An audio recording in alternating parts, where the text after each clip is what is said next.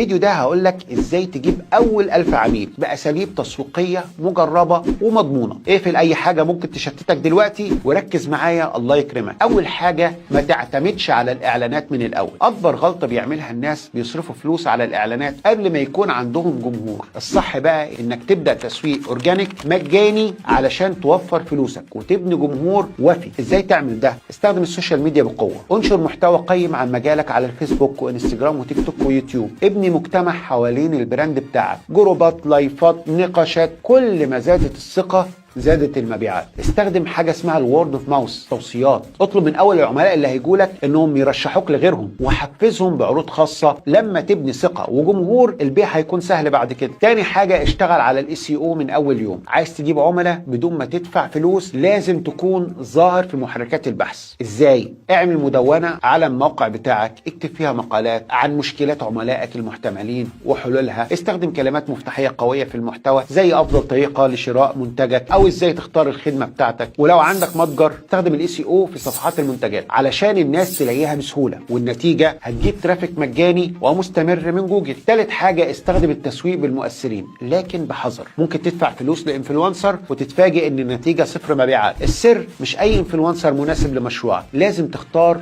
صح. طب ازاي تختار الانفلونسر الصح؟ ما تختارش اصحاب المتابعين الكتير وخلاص. الاهم هو التفاعل الحقيقي مش العدد. جرب التعاون مع مايكرو انفلونسر عندهم مثلا من 10 ل 50 ألف متابع، جمهورهم بيكون أكثر ولاء ليهم. اتفق على نظام العمولة بدل الدفع المباشر، كده هتدفع بس لما تحقق مبيعات، وهتكون النتيجة انك هتجيب مبيعات حقيقية بدون مخاطر كبيرة. رابع حاجة، ابني قائمة ايميلات قوية. عارف ان الايميل ماركتينج واحد من اقوى وسائل التسويق. السر انك تجمع ايميلات الناس المهتمة بمجالك وتفضل على تواصل معاهم بشكل دايم. طب ازاي تبني قائمة ايميلات؟ يعني اعمل هدية زي الليد ماجنت، كتاب الكتروني، كود خاص، كورس مجاني مقابل الايميل. ابعت نشرات بريديه كل اسبوع، نيوزليتر بمحتوى قيم وعروض خاصه، والنتيجه هتكون ان كل ما قائمتك بتكبر كل ما مبيعاتك كمان هتكبر بدون ما تدفع فلوس زياده. خامس حاجه، اعمل برنامج للولاء يكسبك عملاء مدى الحياه. ما تخليش العميل يشتري منك مره واحده ويمشي، لازم تخليه يرجع تاني.